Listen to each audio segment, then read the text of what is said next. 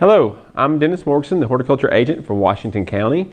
Welcome to the second Facebook Live post that I've done. I want to thank Sabrina Buckman, who is manning the camera for me. You can't see her, she's off camera. But today we're going to make show you how to make a live wreath with greenery that you can find probably in your landscape or your neighbor's landscape or even in some fields and things. If you don't know, the Master Gardeners here in Washington County do a fundraiser each year and they make live wreaths. They made those last night. We did 27 last night. If you want to see some of those, if you ride by the 1816 courthouse here in town Friday, you'll see those hanging on the windows down there. And if anybody would like a live wreath, we've done for this year, but next year, hit us up sometimes around Thanksgiving and we'll probably be making wreaths the 1st of December if you'd like one of these. So today I'm just going to make, we had some stuff left over, so I thought we'd make a post showing you how to do a live wreath. You do not need this table that we've got, but this makes it a lot easier. First thing you need to do is have gloves, because if you've ever fooled with some of this live greenery, it can scratch your hands a little bit. One thing you need is a wreath form. This is called an easy wreath form because you can just clamp these little pieces of wire over and it'll hold your greenery in place. You can also buy these a lot thinner wire on these where you can actually twist these by hand, so it's easy to do it that way. This little table here has these little hooks here that you just stick your wreath in there, you put your greenery in there and you step down on the thing and it clips the wire over the greenery. So I'll show you how to do that. So first I'll just set this in here and make sure that my clips or little wires are inside the little teeth here, that whenever I push down on it, it will actually crimp over the bundle of greenery. I made a few bundles up ahead of time, but we'll talk about some of those, how to make the bundles, and I'll make 4 or 5 of those as we make the wreath too. I do want to say, right now what we've got here is we've got cedar. You can find cedar anywhere in Kentucky. It grows pretty much everywhere. Every fence row is going to have a cedar tree somewhere. You can get it anywhere. Most farmers will let you cut all the cedar you'd like. Just ask first. A lot of times you can even find it on side the road. State highway department, whatever, they'd probably be happy for you to cut some of that. I'd ask first though. So cedar, we use cedar as kind of the background for our wreaths because the cedar is very abundant. It's easy to find and it just makes a good background for some of this other stuff that's a little more expensive or harder to find. We also have some southern magnolia. A lot of people like southern magnolia around the holidays, put on mantles and in wreaths. It's really pretty. You can even make whole wreaths out of either one of these greeneries if you'd like to.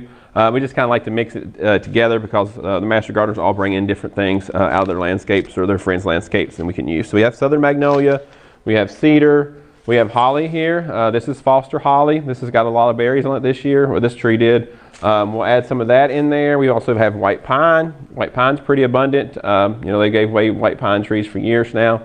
But you can finally find somebody that needs their tree limbed up. They'll allow to let you go ahead and cut a couple of those off the bottom. Helps it to mow under it. We have Foster holly with the berries, as I said. We even have a little bit of China boy holly here. You can do China girl if you'd like. It doesn't matter, but it's a little bit darker green. You can use any kind of holly you'd like to mix in there. And we also have a little Norway spruce that somebody brought in last night. We have a little bit of that left. One of the Master Gardeners even stopped where they were getting Christmas trees off at some of the Christmas tree lots. And they trimmed some stuff off of those, and she stopped and asked could she have that. She was a Master Gardener, was coming here, and they're going to make wreaths as a fundraiser. Generally the money will go to the backpack program here in Washington County. That's for kids to take food home on the weekends when the school's not in session. We'll have something to eat during the school year. So if you'd like to donate to that, we would love for you to do that. You can contact the extension office here. We can show you how to do that, or you can even bring the check by here. And a lot of the money for this will go to that as well. We have over 100 kids in that program now in this county, so the money is very well needed. So if you'd like to do that, you can do that. So what I'm going to do first is go ahead and show you how to make the wreath or the bundle. I made a few bundles, but what we always do is start with cedar because it's abundant. We have a lot of it. You want to cut all your pieces probably anywhere from 8 to 12 inches depending on what size you want your wreath. This wreath form is 12, sorry. This is 12 inches. The wreath form is 12 inches. So when you put your wreath on there, your wreath's quite a bit bigger. So you can get these in pretty much any size you want. They make 14, 16, 8, 6, whatever size you would like to have. 12 works well for most windows and doors, as generally speaking. We could make this a much bigger wreath even on this form though. You just have a smaller center. Put that back in there without making too much noise. So we'll start with several bundles of cedar that's cut. We like to get the tip ends, that way we don't have cut ends. You might have a few, it doesn't matter. You probably won't even notice it. But you just pick a few, get you a nice little bundle of them as your base. And you could even do a whole wreath of just cedar if you'd like. You would just keep doing bundles like that, and you could add cones or berries or whatever you want it to make a nice wreath out of that. So we have a nice little bundle there. A thicker bundle works better. It makes you a thicker wreath. Say we want to have, we might add a little bit of spruce to this. You like spruce? We can even add a little bit of, and you don't have to add everything to each bundle, which usually I don't. I usually add like 2 or 3 things, and then we'll alternate different types of bundles. But that's pretty much a little handful. So what we'll do is we'll put this in the wreath form here. Make sure that the teeth are between the little, the wires between the little teeth. And it has a little handle here we can push down. We can also do this with a pair of pliers. We could just crimp it over. This table just makes it so much easier. So basically there's your first little bundle. So we'll rotate that around. The next one, I'll grab a bundle I've already made. I'll stick that in there. Get it all in there. And then just crimp it down. And you just rotate around. Let's see, we had a solid green one. We had one with berries. We'll go with another solid green. We have a little white pine. We'll add it to that one. It'll give us another little texture and a little more color. I like to add different leaf textures. We got broadleaf, we have needles. Just depends on what you like. You can add whatever you like to any of these. Just rotate around again. I'll grab another one of these bundles. This one's we've got a little bit of magnolia in this one. Actually, this one also has a little bit of that Fraser fir that Sherry got from one of the tree lots when they were trimming off, and they gave it to her because she was doing this for a fundraiser. So that was nice. So another solid green bundle. Just keep rotating it around. I think it's probably time to have a bundle with some more holly in it.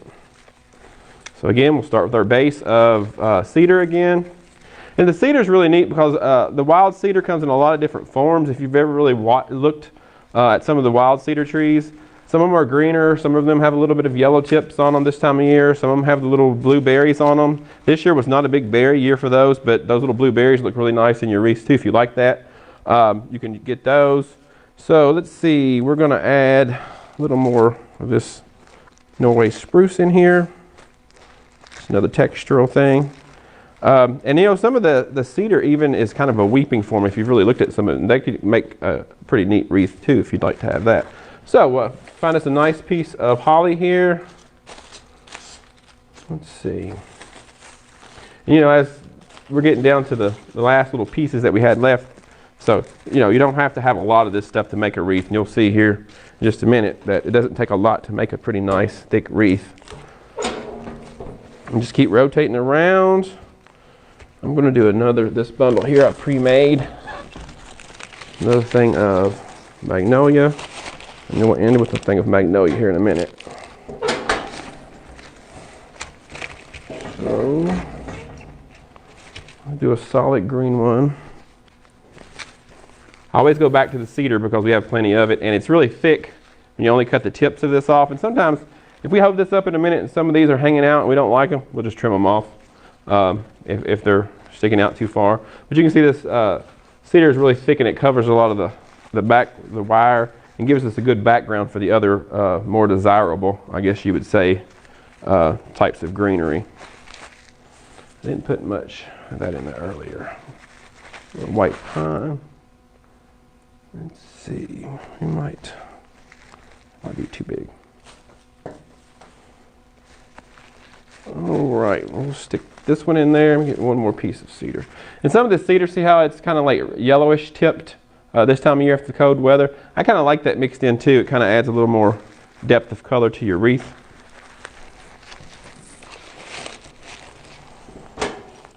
All right, so we get around here and you'll see we have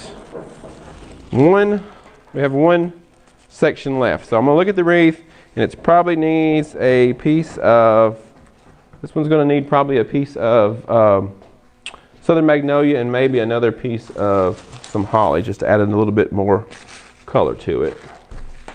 So again, another base of cedar. And you see you can use quite a bit of cedar. It's free, it's cheap, it's easy to find. So that's why we use a lot of it. Cedar smells really good too if you like the smell of that. I know some people say they make them sneeze. Doesn't bother me too much. Kind of like the smell of it actually, but after several hours I might not, but you know how that works. All right, so we got another bundle here. We have another piece of magnolia. I might pull a couple of these leaves off the bottom because they're going to get crushed anyway in the wire, but also some of the magnolia has the little seed pods and stuff forming on them. Some of them even last night were starting to open, and you can see the little red seeds in there. It's just another element of color. You could also add something like nandina berries to these. Even little rose hips on the wild roses and things are starting to turn color this year. Those are nice. If you have some hawthorn, it's still got berries on it, you can add that to it. Anything like that, I just like the natural stuff. It makes a really nice wreath, and you know, you don't see the natural stuff that much anymore in a lot of wreaths. Most people have gone to artificial.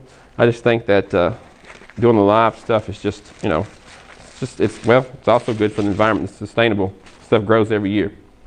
So we've got our last clip that we need to put stuff in.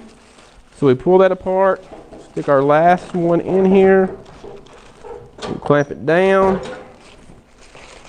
Rearrange it a little bit. And that first bundle we put in, at this point you'll have to pull it around because it was sticking sideways, and we want to pull it around to cover our spot where it went in first. So I'm going to hold this up first before I show it to you.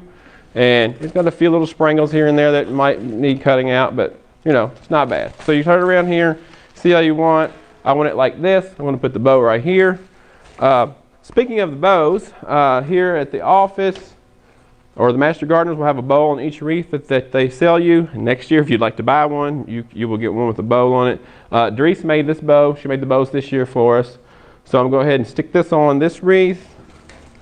And let's see. It's got wire on it. This is a wired ribbon, which makes it really easy to shape what you want. So we're going to pull this around. And you might say, well, why'd you put it in that spot you put it? I put it in that spot because there's a little bit of blank spot there, and I was just going to cover it up with the ribbon. Makes it easy. You just twist your bow how you like it.